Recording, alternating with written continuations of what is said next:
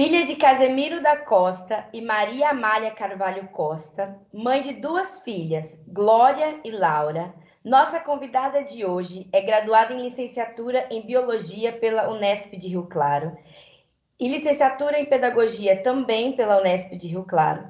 Titulou-se como mestre em Educação pela UFSCar no ano de 1995 e doutora em Educação pela Unicamp no ano de 2001. Atualmente, é docente do Departamento de Educação da Unesp de Rio Claro, do quadro permanente do Programa de Pós-Graduação em Educação.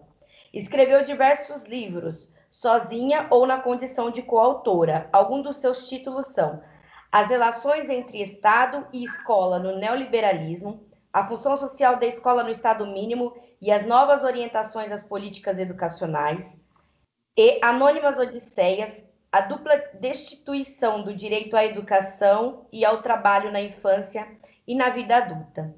Não tem como colocar todas as suas produções aqui e nem toda a sua trajetória profissional, pois o seu currículo é bem amplo. Recebam agora nossa convidada, professora doutora Áurea de Carvalho Costa.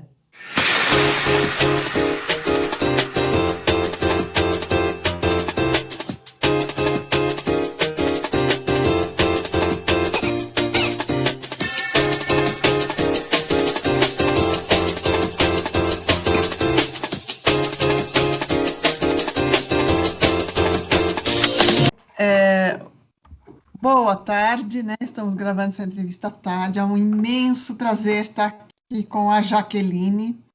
A Jaqueline é uma pessoa que a gente conhece desde a graduação na pedagogia, quando ela se graduou na pedagogia, depois também acompanhamos durante o mestrado em educação. E assim, agora ela está se revelando, além de uma excelente educadora, né, da Rede Municipal de Piracicaba, comunicadora. Então, estou muito contente, muito orgulhosa de ser tua amiga e de ver você tão jovem, né, e tão dadivosa, né, tão cheia de qualidades aí. Agora uma comunicadora, né, que canta os louvores bonitos aí em italiano, em português e também recita poesia. Hoje estava ouvindo a poesia, né, o programa que você fez da poesia, lindíssimo. Então, é um motivo de muito orgulho estar aqui com você, Jaqueline, e estar acompanhando, compartilhando das suas vitórias. É maravilhoso. Eu que agradeço, né, por você ter aceitado o convite. Tenho certeza que essa entrevista vai ser muito boa e muito produtiva no sentido das pessoas que vão ser alcançadas por essa entrevista, né? Eu costumo dizer que informação é poder, conhecimento também. Então é muito bom a gente se informar, conhecer, né? E é um quadro que tem abençoado muitas vidas e não vai ser diferente com você. Bom, tem algumas perguntinhas aqui para fazer, mas eu gostaria que você falasse um pouquinho inicialmente da sua trajetória, né? Da sua formação, como que foi o seu processo formativo? Então, eu sou de Bragança Paulista, nasci em São Paulo, né, mas eu me criei em Bragança Paulista, interior de São Paulo, muito perto de Minas Gerais, fronteira com Minas Gerais. Com 17 anos eu vim para a faculdade, vim para a Unesp, fazer bacharelado em Biologia, né, e depois eu fiz a licenciatura, complementei os meus estudos com a licenciatura em Biologia, dei aula na condição de professora precária, né, a ACT, durante algum tempo.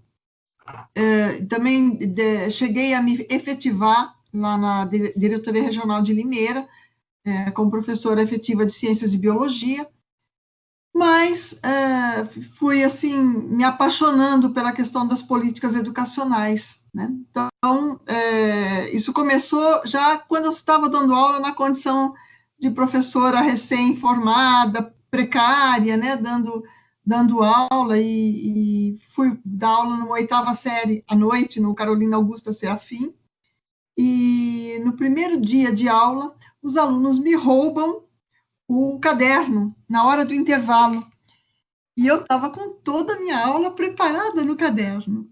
Respirei fundo, fechei os olhos, abri, me voltei para eles e continuei a aula como se nada tivesse acontecido, né? Quando eu não tivesse percebido que eles roubaram o caderno, né? Chegou em casa, chorei até dormir, né? Mas no dia seguinte eu estava lá e eu acho que é isso, né? Eu acho que foi assim que eu comecei a minha carreira e esse é o tom da minha carreira, né? A professora militante, a professora insistente. Participei também dos movimentos sociais, fui militante de base no PT em 88, 89, depois eu me afastei.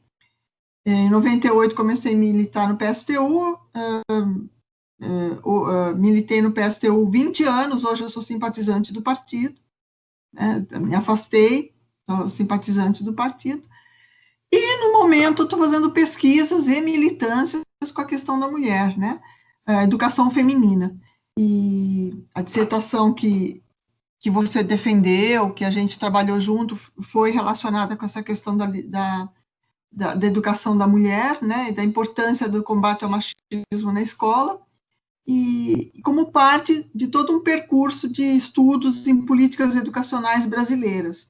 Então, eu sou uma especialista que estuda políticas educacionais, o caso brasileiro, né? Então, esses 30 anos que eu tenho feito a minha carreira, é nesse sentido. E por que você escolheu atuar na formação de professores? Bom, isso tem relação direta com a questão da pedagogia e da licenciatura. Então, eu fui me aprofundando nessa questão da licenciatura e da pedagogia. No mestrado, eu trabalhei mais com sociologia da educação, né, com o fenômeno da evasão escolar e das trajetórias de vida das pessoas evadidas da escola. No doutorado, eu fui trabalhar com trajetórias profissionais e trajetórias escolares de pessoas evadidas da escola, agora pensando esse cruzamento da vida de trabalho com a vida escolar. Então, isso aí me deu uma formação na área de educação, de doutorado. Ai, eu estou atrapalhada, estou nervosa. Desculpa. Imagina. Quer começar de novo? A resposta inteira? Não, eu começo no doutorado. Eu fiz doutorado em educação, no DASE, né, na Faculdade de Educação do DASE, Departamento de Administração e Supervisão Escolar. Lá eu continuei trabalhando, pesquisando trajetórias de trabalhadores, mas aí eu ampliei a pesquisa, fui trabalhar as trajetórias de trabalho e as trajetórias escolares, né, onde elas se encontram, onde elas desencontram.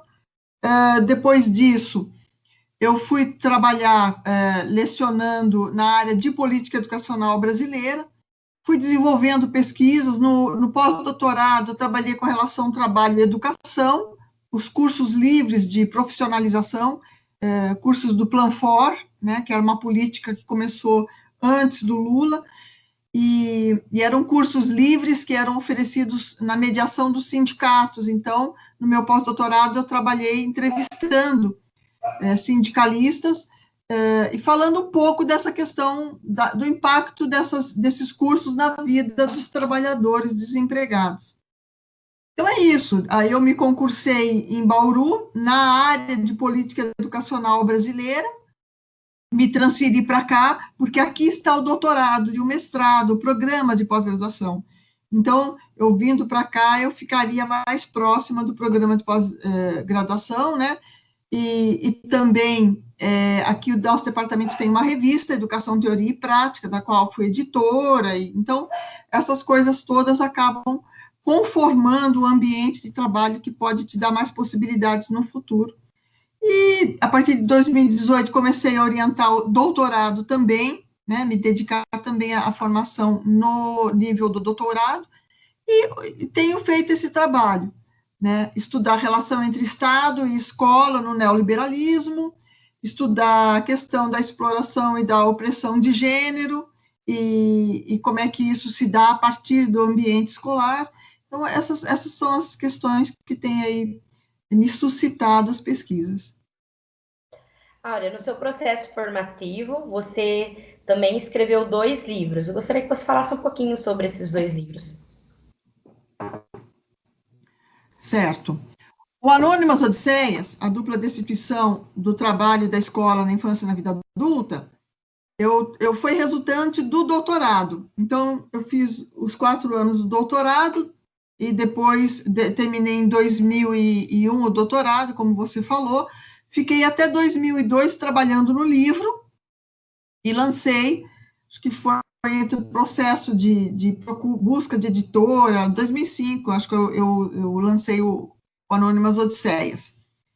Então, depois desse livro, eu entrei na Unesp, e na Unesp você tem 5 anos de estágio probatório, que faz parte da carreira, né? A pesquisa no estágio probatório foi as relações entre Estado e escola no neoliberalismo. E essa pesquisa de estágio probatório acabou resultando no livro As Relações entre Estado e Escola no Neoliberalismo, que eu vou trabalhar uma tese do Gramsci, né, da relação entre sociedade política e sociedade civil, e como que isso dá origem a um modelo de Estado, e como que esse modelo de Estado se reflete na escola, no sistema escolar. Nesse momento atípico que estamos vivendo, né, de pandemia da Covid-19, o ensino tem se dado basicamente online, através do ensino remoto. Então, eu gostaria de saber como que está sendo esse ensino remoto no contexto das universidades, e mais especificamente na universidade que você atua. Nossa, Jaqueline, foi um grande susto para todos nós, né? Eu costumo falar que eu sou uma professora velha de casa. E os professores velhos de casa acabam se agarrando com determinados métodos de ensino. E a gente teve que mudar o método de ensino bruta, radical, com muito pouco tempo de preparo, e isso foi realmente muito assustador.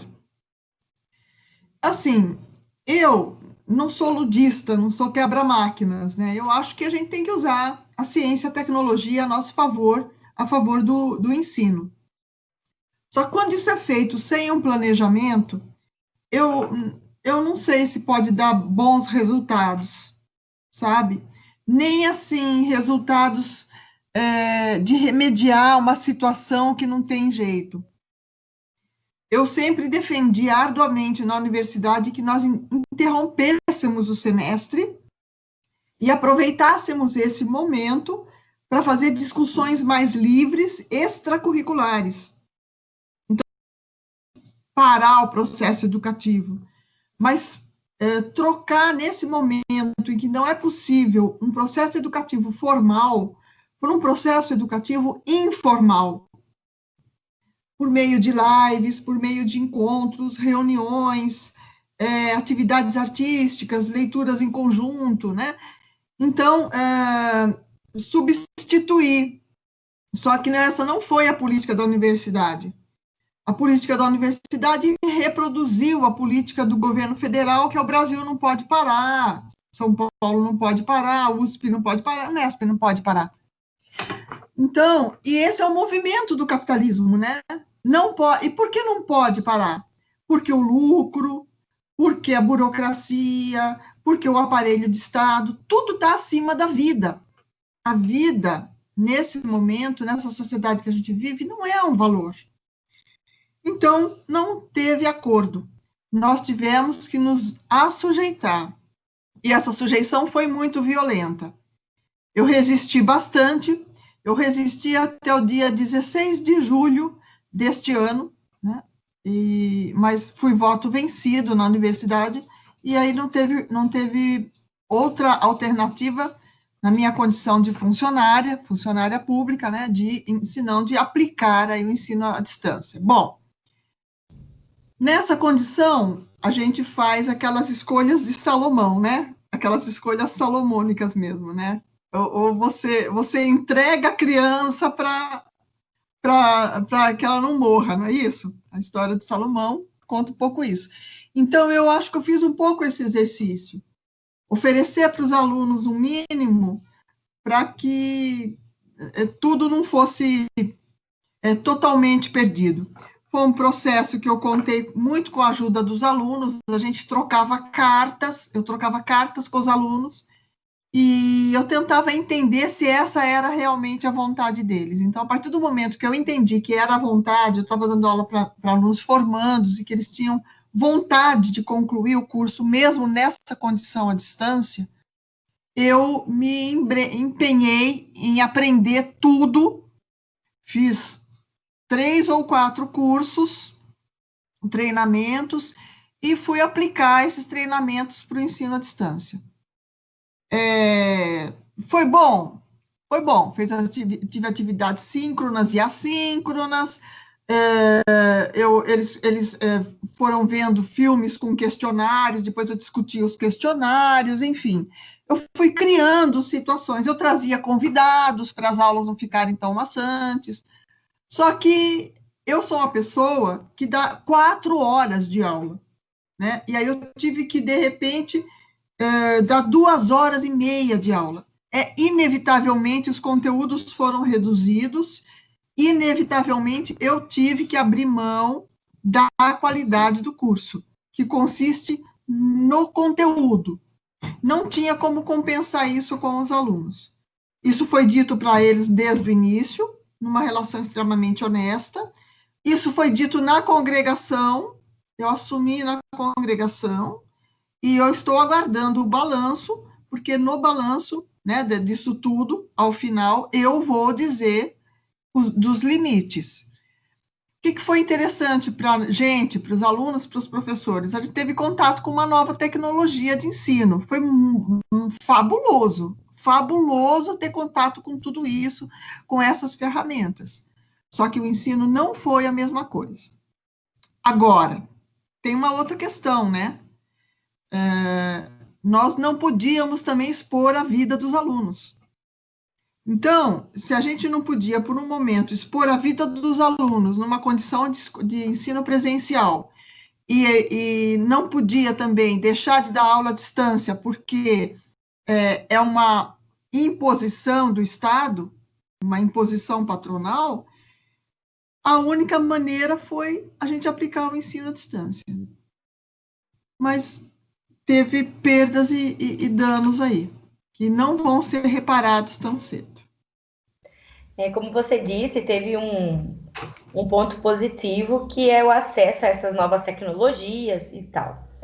Mas muitos profissionais da educação, de todos os níveis de ensino, desde a educação básica, se mostraram com algumas dificuldades, né? E muitos lugares, prefeituras, ou até mesmo o Estado, não tinha suporte para preparar todos esses professores, né?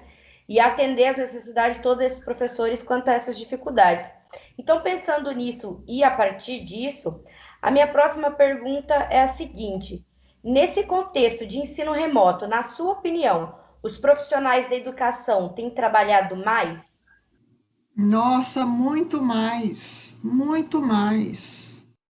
Nós temos que fazer todo um treinamento, um ensaio para lidar com as ferramentas, não basta ter o conteúdo. Então, você tem que, além de preparar a aula, estudar o conteúdo da aula, pensar as dinâmicas, o planejamento, você ainda tem que se preocupar com as ferramentas, porque você desestabiliza muitos alunos. Se você está dando aula, cai. Se você está dando aula, eles não ouvem, tem ruído externo, eles ficam muito desestabilizados, porque tem a questão da atenção focal, né? Você é pedagoga, você sabe disso, e então a gente faz todo um trabalho na sala de aula que é sensorial, né? Que é com os olhos, que é com o gestual, que é com a aproximação, né?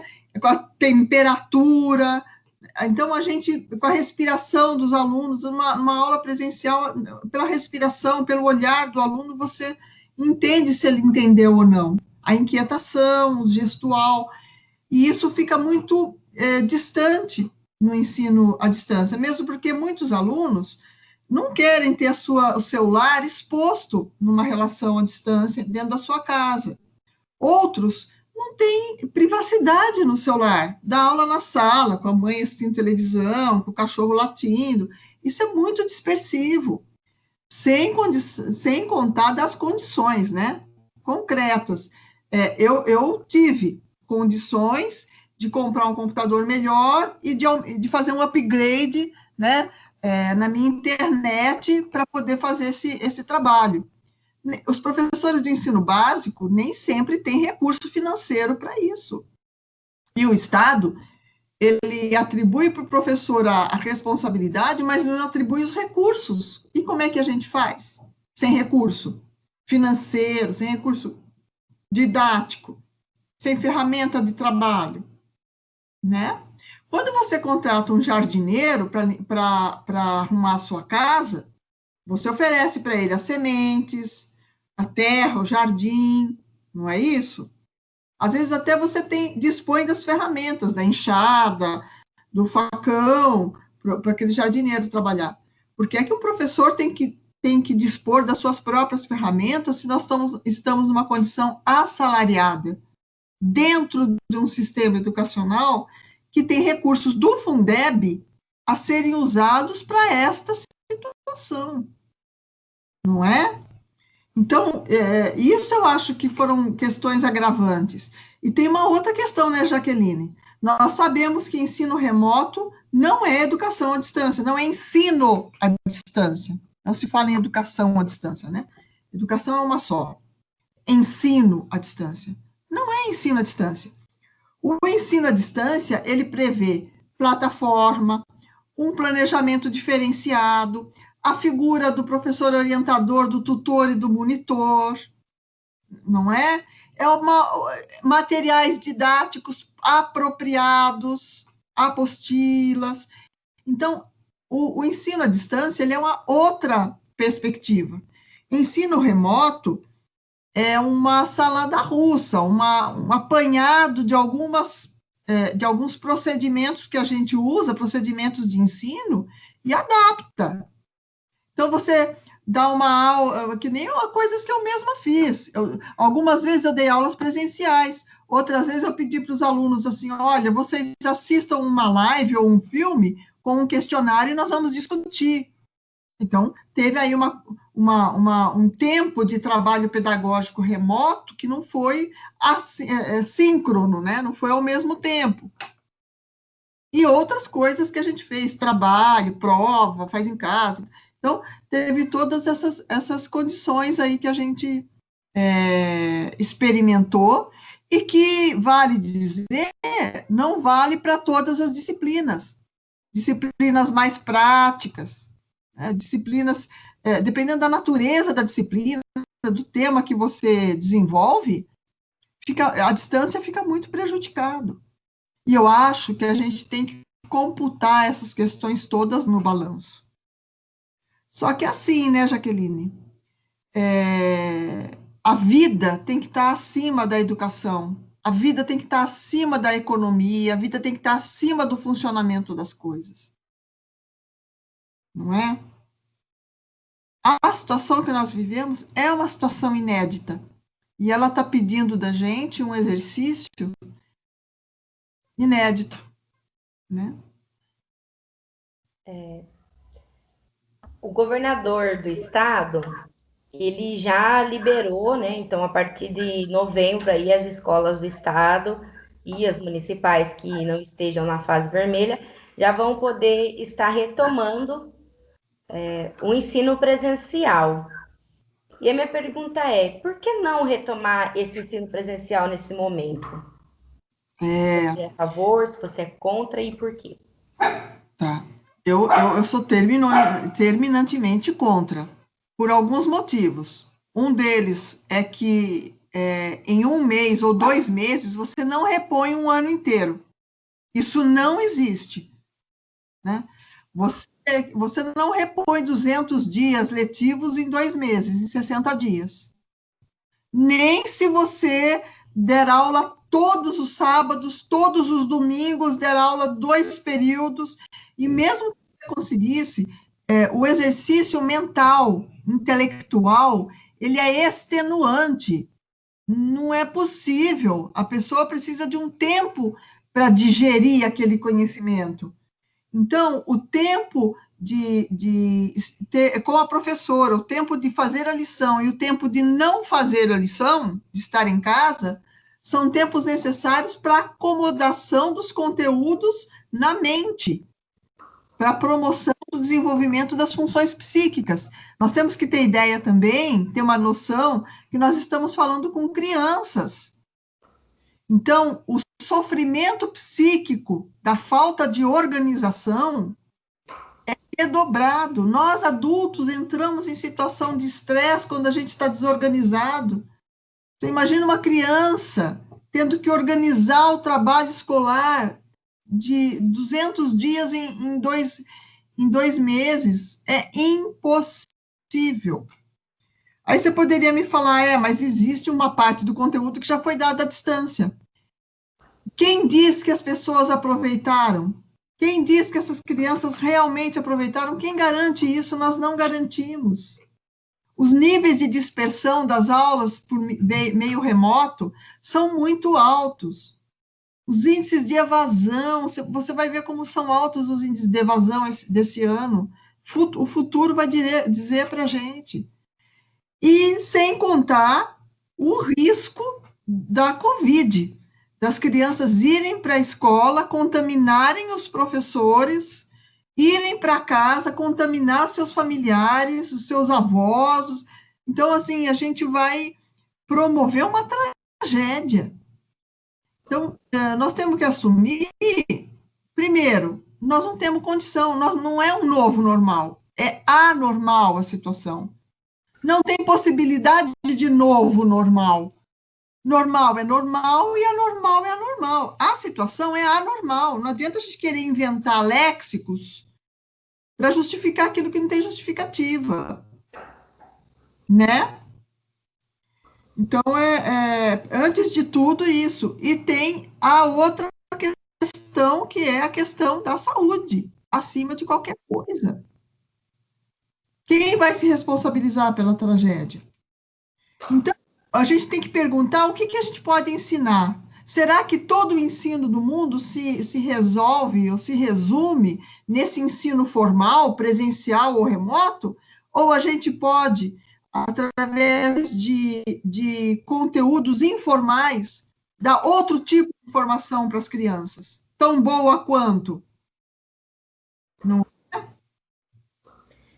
E esse ensino remoto, né, tem sobrecarregado, como você mesma falou, os profissionais da educação, mas também a comunidade escolar no geral, né, e as famílias, né. No seu caso, que é professora de universidade, talvez não sinta tanto isso, mas nós da educação básica sentimos muito isso, né? Então, muitos pais, eles não tiveram esse isolamento social, né? As empresas não permitiram, então eles continuaram com as demandas de trabalho deles fora de casa e tiveram que atender essas novas necessidades das crianças dentro de casa com as tarefas, né? E o quanto que cabe um pouco essa reflexão também por parte dos docentes, né, do número considerável, né, de atividades para as crianças fazerem em casa, e muitos pais não estão preparados. Como nós já falamos aqui, muitos professores não estavam preparados para o uso dessas novas tecnologias. E nós sabemos que a realidade do nosso país é que muitos pais não concluíram o ensino fundamental, por exemplo, né? Então, tem se encontrado em várias dificuldades nesse momento. Então, no momento eu estou escrevendo um artigo sobre isso, para uma revista da USP, para um dossiê que vai sair no final do ano. E tem relação também com um livro que a gente vai lançar aí dia 15, sobre a questão do valor do professor, né? É interessante essa questão, ela é muito sensível, porque ela vai tocar no valor do professor nesse momento, né? Então, o que para o bem e para o mal, né? Para a desgraça dos pais e responsáveis e mães, né? É muito estressante você ter que trabalhar fora, administrar a casa, né? Ninguém pode sair, todo mundo lá, as casas pequenas, e ainda tem que ser professora de português, de matemática, de geografia, né? E essa situação, ela já acontecia antes da pandemia. Então, vai revelar duas dimensões da imprescindibilidade do professor. A primeira dimensão é que o professor é aquele profissional em que os pais confiam para deixar as crianças em segurança enquanto eles vão vender sua força de trabalho, ganhar o ganha-pão. E a segunda dimensão da imprescindibilidade do professor é que o professor ele tem a pedagogia para ensinar as coisas que os pais não têm. Nós temos mais de 60% de analfabetos funcionais no país. O que é analfabeto funcional? É a pessoa que é graduada, que tem um ensino fundamental completo, mas mal sabe interpretar um texto. Esses são os pais, as mães, os irmãos, os avós dessas crianças que a gente recebe na escola. Então, essas pessoas não têm condições de dar para a criança uma assessoria educacional, na formação moral, de conteúdos, de hábitos, de disciplina de estudos que nós estamos preparados para oferecer, nós professores. Então, isso é uma situação trágica, né? Trágica, mas que revela no seu anverso que o professor é imprescindível. Então, que políticas do atual governo, né, como homeschooling, né, educação doméstica, ensino doméstico, ou escola sem partido, que tenta jogar pais contra professores, colocando os professores como doutrinadores, isso não faz o menor sentido. É tradicional a aliança entre pais e professores pelo bem das crianças. O pai e a mãe que tem bronca do professor, que acha o professor doutrinador, é o pai e a mãe que não vai na escola. Ele não vai na escola, ele quer receber educado dentro de casa, prontinho.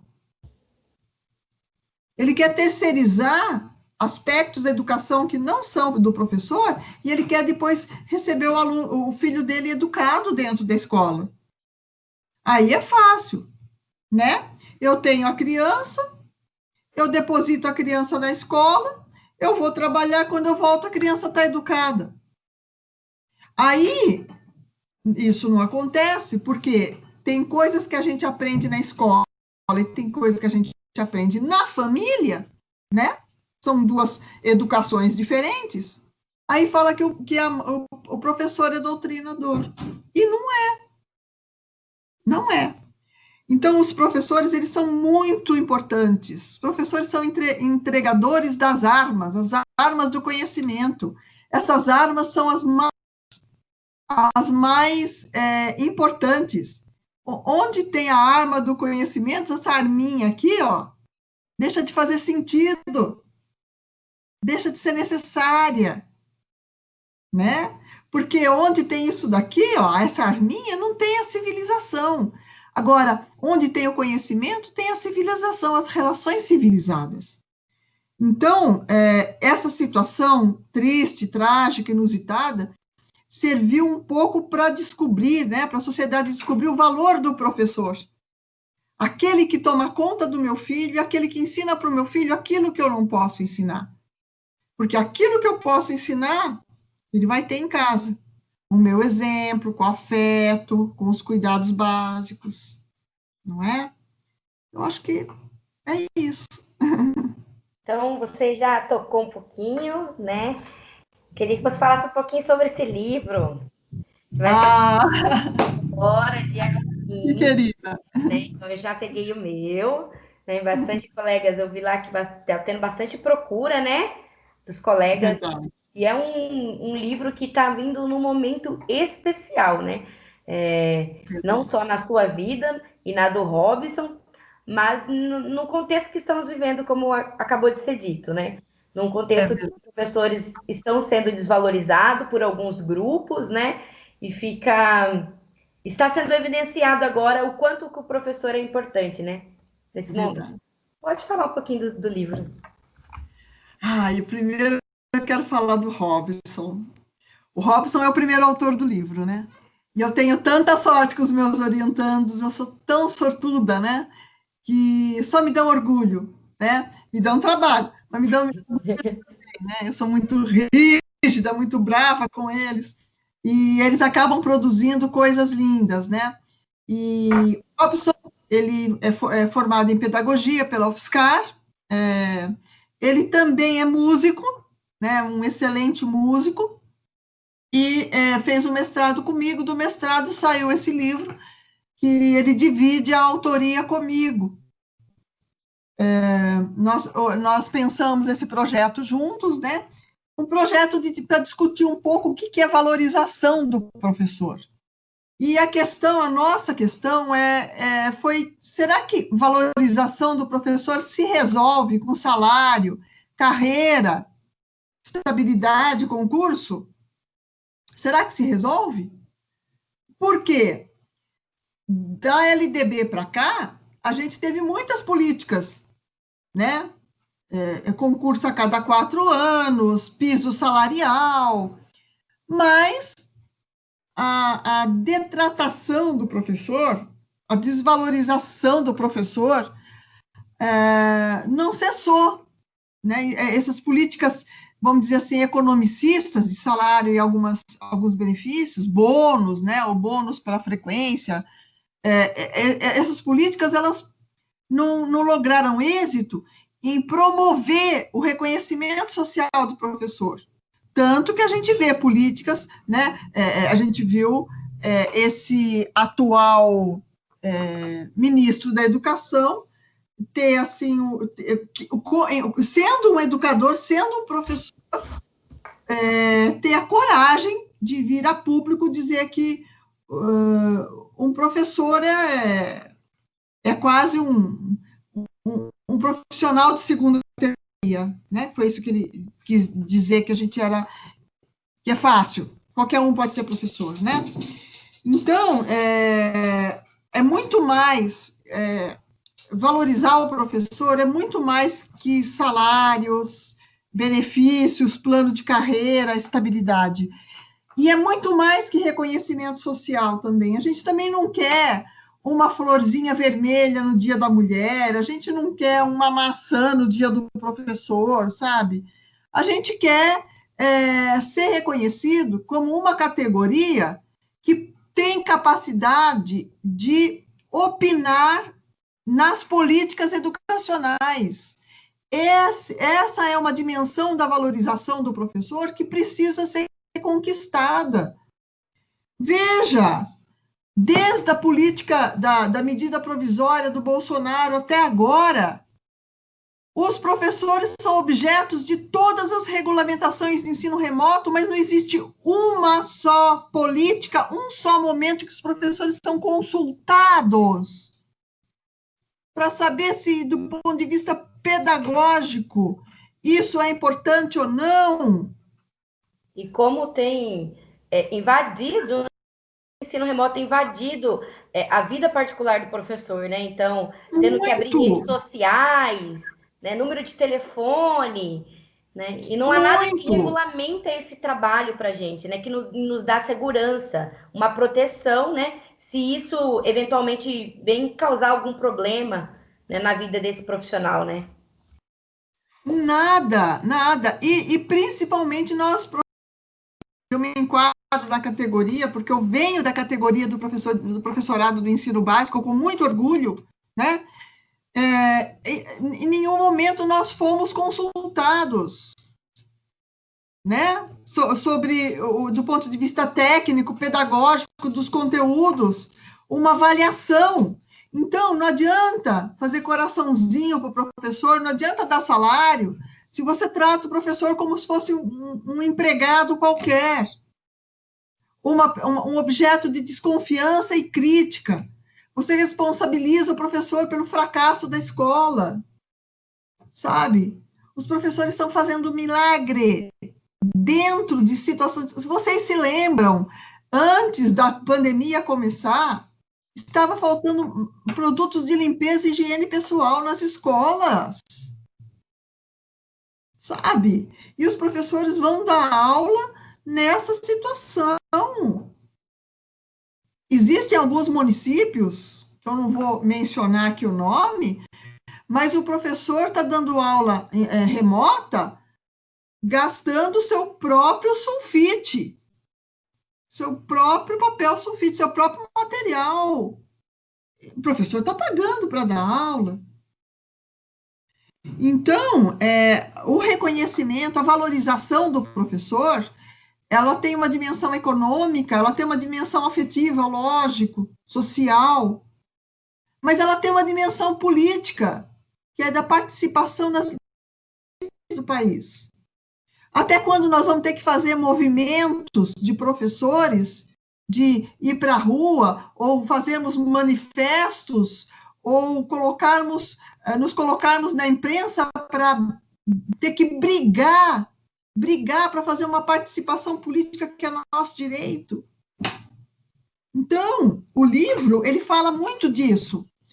Então, a gente vem analisando, a gente fazemos uma análise da teoria do valor, depois nós analisamos todas as políticas federais de valorização do professor, e depois a gente acaba fazendo um trabalho minucioso de todo o processo de valorização, desvalorização do professor no estado de São Paulo. Analisamos mais de 70 decretos, e para acabar, a gente faz um capítulo sobre o papel da POSP, do sindicato, um balanço da atuação da POSP, tudo isso, porque muitas vezes a POSP, ela é conivente com um conceito de valorização que é quase que sinônimo de formação de professores.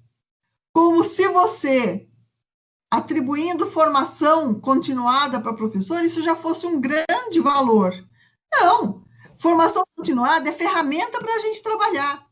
Formação continuada não garante que nós, professores, possamos ter uma carreira profícua, em condições dignas de trabalho, né? Longa, que a nossa carreira de trabalho é longa, é extenuante.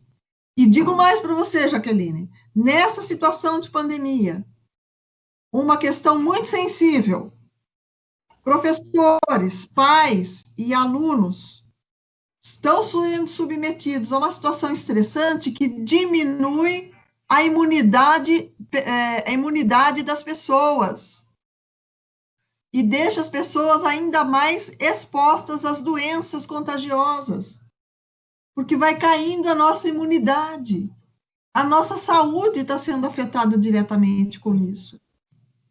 Quantas falas, né, de profissionais de educação me procuram e falam que têm sentido dores, enxaquecas constantes, né, nesse período, dores no corpo que não sentiam, né? Então, tudo devido a esse estresse, né? Realmente deveríamos estar apenas sobrevivendo e passando por isso, e tendo suporte psicológico também, né? Para passar por esse momento, né? E não tem isso, não é isso que tem acontecido. Terrível, né? A gente precisa ter consciência de que estamos vivendo uma situação inédita, e essa situação inédita está nos atingindo do ponto de vista psicológico, físico e até cognitivo. Então, essa situação, ela atinge todas as dimensões da nossa vida. Então, a saúde, ela não diz respeito só a questões físicas, mas as questões psicológicas, afetivas, cognitivas também, não é? E eu tenho a impressão de que para se fazer as políticas públicas de ensino remoto, ou essas propostas de uma volta assodada, sem planejamento às escolas, são políticas que se baseiam numa visão do ser humano muito parcial, sabe? Muito parcial. Um ser humano muito fragmentado, e nós somos um todo. Então, é por isso que a gente precisa ter calma, ter paciência, não vai repor o que já foi perdido. O que foi perdido, foi perdido.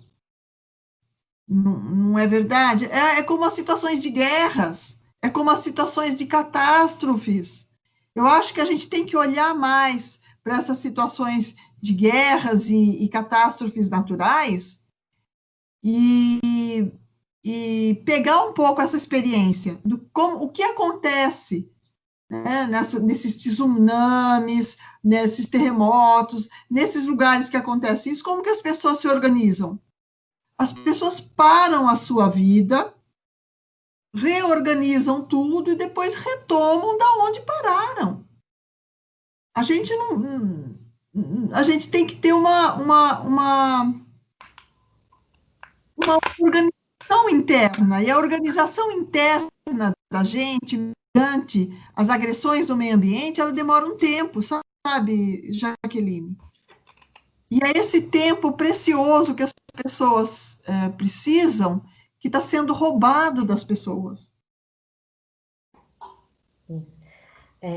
Como você disse, né? Então, o professor tem já um histórico de desvalorização por parte dos governos e um histórico de luta, né?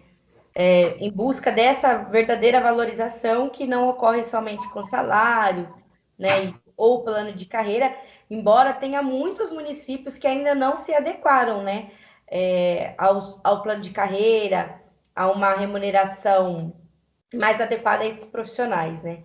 Quanto que alguns municípios estão, não digamos que no âmbito federal esteja tão avançado, mas esses municípios esteja menos ainda, né, que no âmbito federal.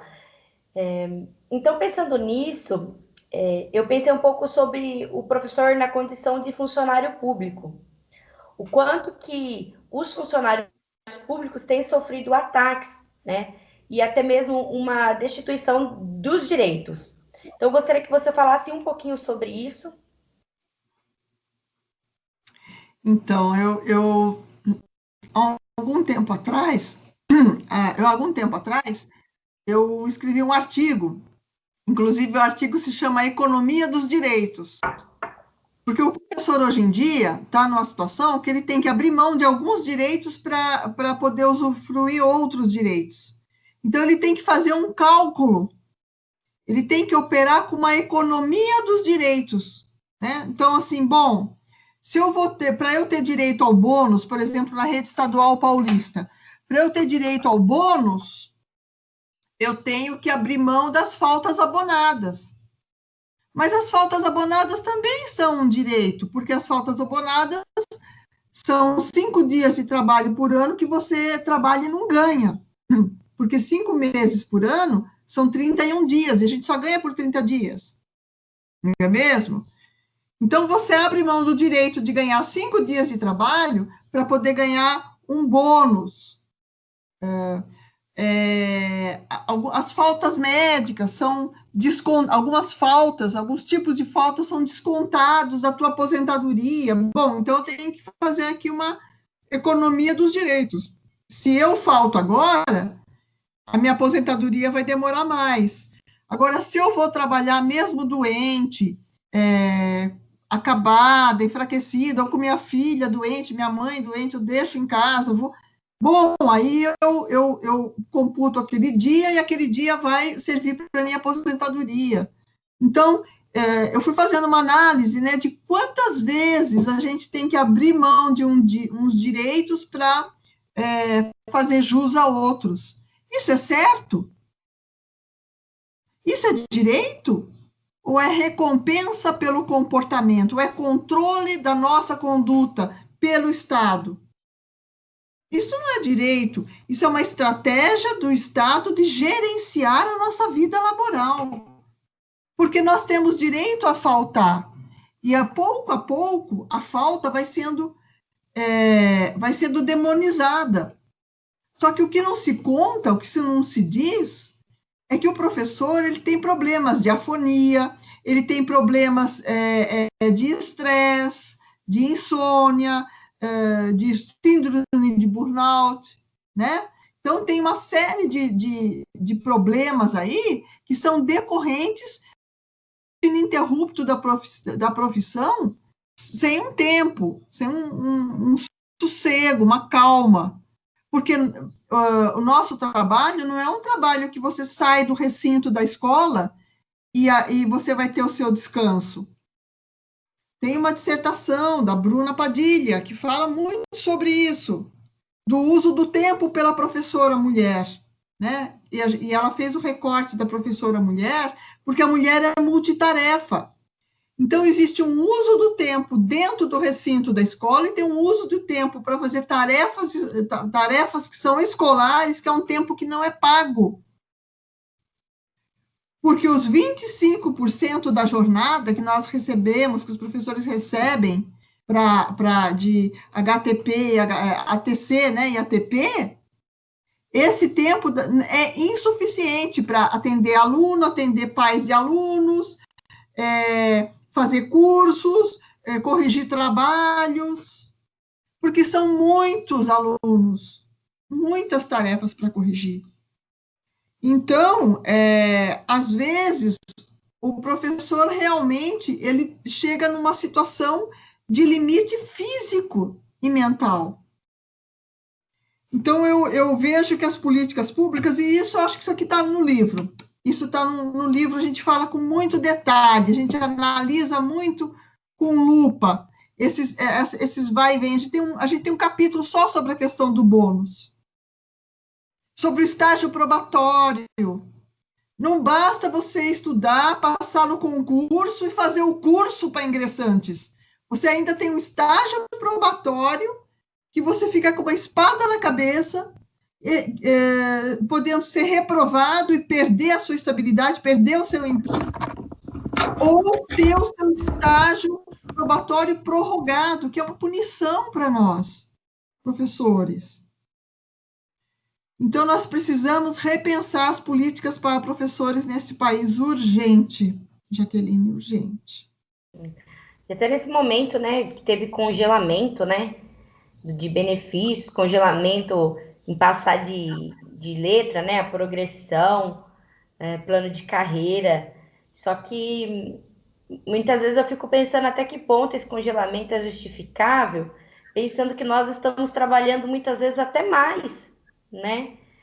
E não contar esse tempo de pandemia, ele não vai contar como estágio probatório, parece que vai ser estendido em alguns municípios, o quanto que essas políticas elas têm sido um desserviço, né, à classe dos profissionais da educação. Devia contar 2 vezes, porque não é estágio probatório, minha filha, é estágio de provação, porque o que está passando é uma aprovação. Vamos todos para o céu. Muito bom. Essa primeira parte da nossa entrevista, né, foi muito boa. A gente vai entrar numa segunda parte que você não sabe, é surpresa, mas esse é o mês do professor, então o ano inteiro é nosso dia, né? Eu penso assim. Mas é um mês, né, culturalmente destinado às homenagens aos profissionais da educação. Por isso Então, que a gente marcou dia 15, por isso que a gente marcou dia 15 o lançamento do livro, que é o Dia do Professor, é a nossa homenagem. Então, Áurea, você está no nosso quadro Aguenta Coração.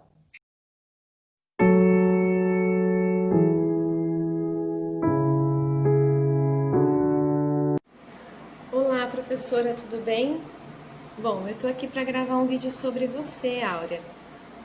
Queria compartilhar, então, a admiração que eu tenho em ter você como minha orientadora e em ser a sua orientanda. Antes de tudo, eu queria agradecer a oportunidade, porque você confiou em mim e você acreditou em mim. Talvez, se não fosse por isso, eu não estivesse aqui hoje gravando esse vídeo. Você é uma professora sensacional. Você é daquelas professoras que segue junto ali com o aluno, sabe? Que vai tirando o máximo possível do aluno, que ensina o máximo possível também. E eu sou muito grata por isso. Nossa, eu aprendi muito em pouco tempo e graças a você, graças à sua dedicação enquanto professora, enquanto orientadora. Eu sei que cada leitura que você me pede, cada orientação que você me dá, é porque você acredita em mim, porque você confia. E só por isso que eu já tenho uma gratidão imensa. Você é uma pessoa que acredita nos outros, né? Você é uma pessoa que usa o seu conhecimento para transformar, para modificar esse mundo em que a gente vive. E isso para mim é um exemplo. Você é um exemplo para mim, você é uma referência. Você é daquele tipo de pessoas que a gente quer manter ao lado, sabe? Para seguir junto ali sempre. E eu sei que ainda nós temos muito chão, né? O caminho ainda é longo.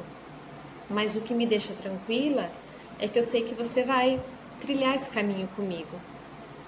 Então eu quero dizer que você pode confiar em mim, que eu vou estar sempre aqui do seu lado nessa luta, porque eu não me refiro apenas ao mestrado, apenas à pesquisa, eu me refiro à vida, né? Eu sei que temos ainda muito, muito a vencer. Conte comigo sempre. Pode continuar sendo essa orientadora maravilhosa que você é. Eu estou aqui disposta a continuar aprendendo. E você me deixa muito feliz, porque para mim é uma felicidade assim imensa poder aprender, né? Então você é um orgulho para mim. Eu tenho muita gratidão, tá? Um beijo, um abraço bem forte da sua aluna.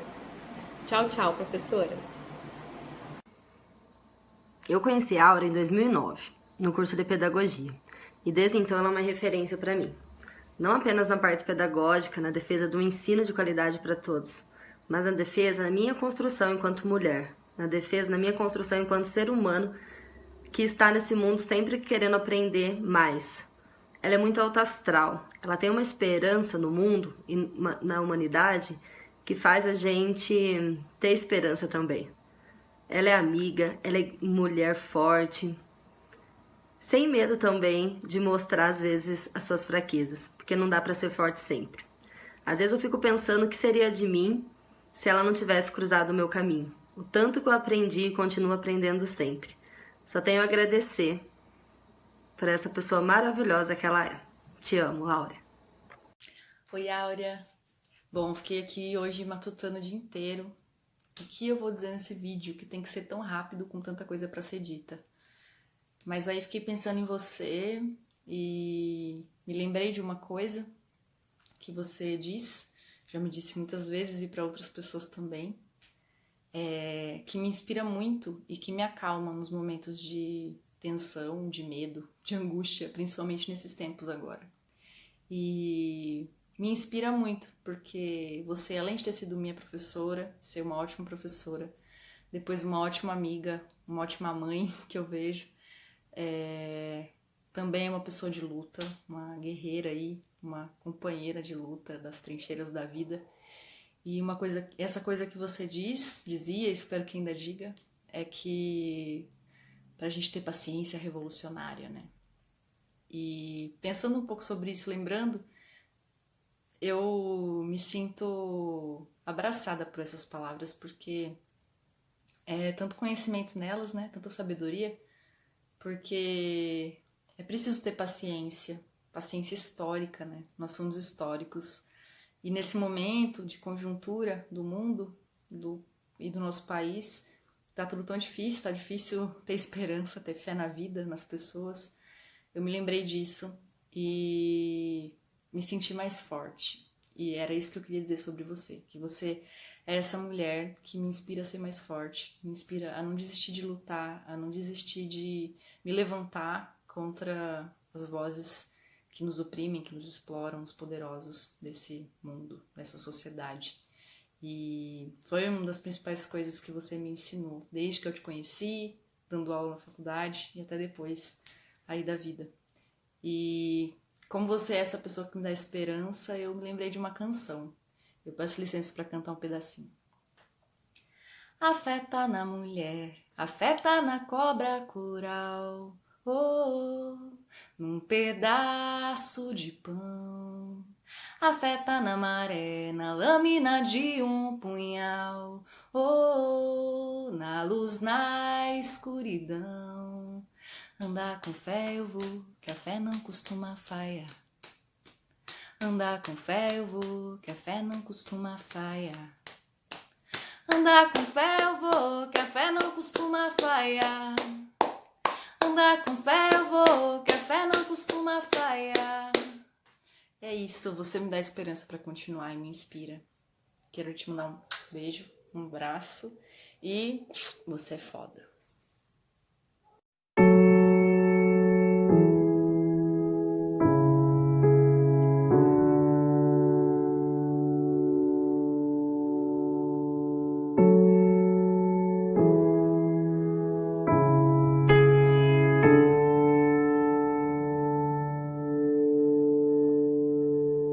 Então, antes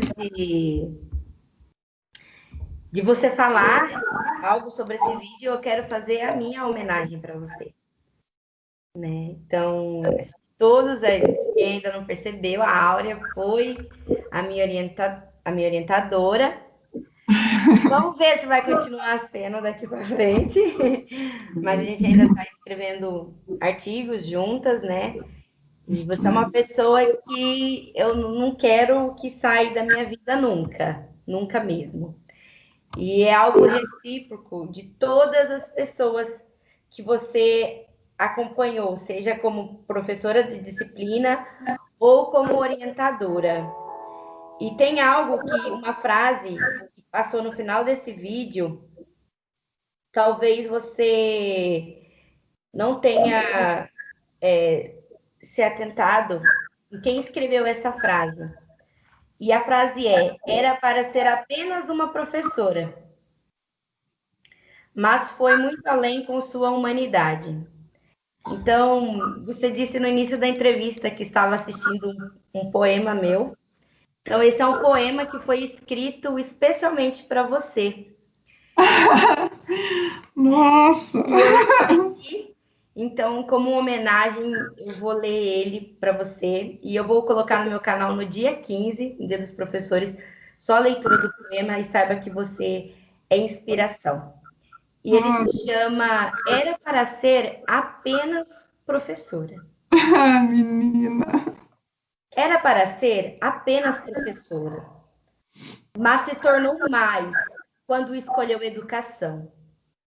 Era para ser apenas professora, mas a licenciatura não permitiu só isso. Era para ser apenas professoras, mas as moedas para pagar os xerox eram do seu bolso. Era para ser apenas professora, mas alguém precisava de um material. Era para ser apenas professora, reconhecida e remunerada muito bem pelo seu trabalho, mas a trajetória viu que a luta precisava ganhar força. Era para ser apenas professora, mas se envolveu demais com a dor dos seus alunos. Era para ser apenas professora, mas quando viu, já estava ajudando muitos a tomarem rumo. Era para ser apenas professora, que ensina e busca passar seu conhecimento. Mas a necessidade foi maior, e ser apenas professora, para você, não era o melhor. Era para ser apenas professora, mas a dor dos seus alunos, a fome, a pobreza, doeu também em você. Então entendeu que apenas professora não mudava a realidade de alguém. Mesmo com toda a ética profissional, buscou espaço para fazer bem mais que está no edital. Ouviu lamentos, tristezas e decepções. Foi amiga, parceira, incentivadora e não apenas dando lições. Era para ser apenas uma professora, mas foi muito além com sua humanidade, pois entendeu que, por mais que o dicionário defina a função, ali não cabe toda a realidade.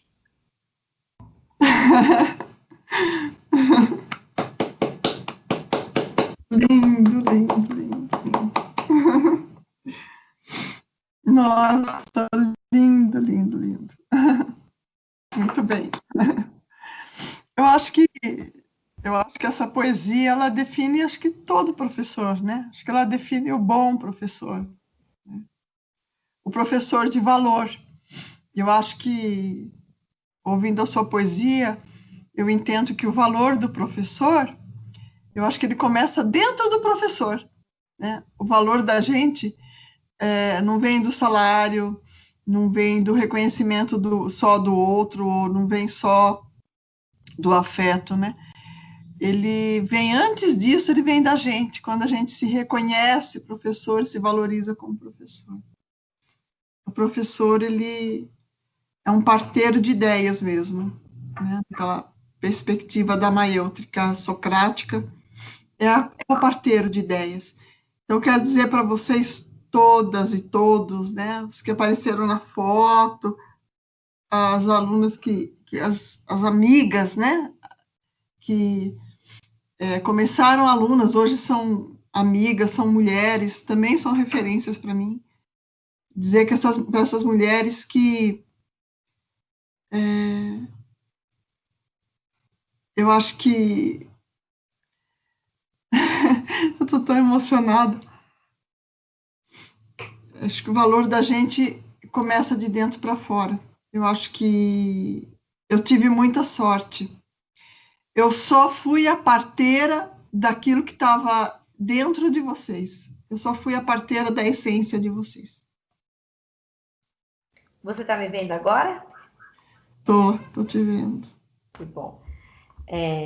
As meninas, quando eu mandei a proposta, as meninas ficaram bem solícitas. Então, eu quero agradecer aqui a Érica, a Thelma, a Natália. Quero agradecer porque muita gente tem muita timidez, né? E elas romperam com a timidez para estar aqui falando um pouquinho sobre você que foi, é e tenho certeza que vai continuar sendo alguém muito especial na nossa trajetória, na nossa vida, né? Então, não tem como pensar na nossa história sem pensar em você, né? Que contribuiu tanto para a nossa trajetória. Então, eu quero te agradecer, né? Enquanto pessoa, né, que você mudou a minha vida enquanto sua aluna, né, o meu processo formativo, ele não teria sido tão excepcional se você não estivesse nessa trajetória. E quero agradecer também por ter cedido essa entrevista e ter compartilhado um pouquinho com a gente. Estou à disposição. Nossa, foi um prazer. Para mim é uma honra estar aqui, é um reconhecimento, né, do trabalho da gente. Ser chamada, ser convidada para ser ouvida, né? Eu acho que é isso que todos nós professores queremos, nós queremos ser ouvidos, porque a gente tem muito para dar, e a gente tem muita vontade de dar mesmo, né? Essa conhecimento, ajudar na formação, e extrair das pessoas, ajudar as pessoas a trazerem à luz aquilo que elas têm de melhor. Então, essas meninas, a Thelma, nossa, faz 10 anos que nós trabalhamos juntas, nós publicamos juntas, eu e a Thelma. A Natália é uma excelente cantora, foi minha aluna da pedagogia, fomos militantes do movimento feminista, do partido juntas, uma pessoa jovem, mas muito promissora, né?